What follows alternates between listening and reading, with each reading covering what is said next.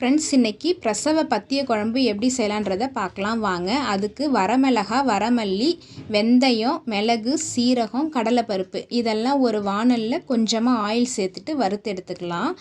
இது பிரசவம் ஆனவங்களுக்கு வச்சு கொடுத்தா குழந்தைக்கு தாய்ப்பால் நிறைய கிடைக்கும் அப்படின்றதுனால அந்த டைம் நிறைய வச்சு கொடுப்பாங்க.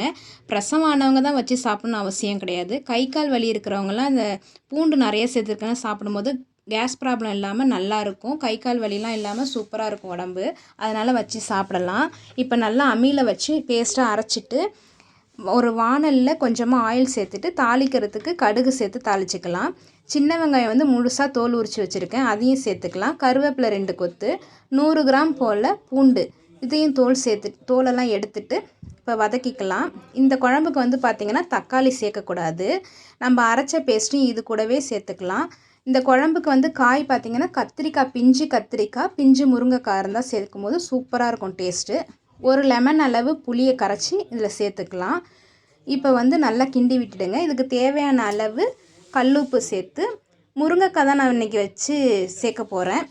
இப்போ ஒரு மூடி போட்டு இந்த குழம்பு நல்லா கொதி வர வரைக்கும் வச்சிடலாம். இந்த குழம்பு ரொம்ப டேஸ்ட்டாக இருக்கும்.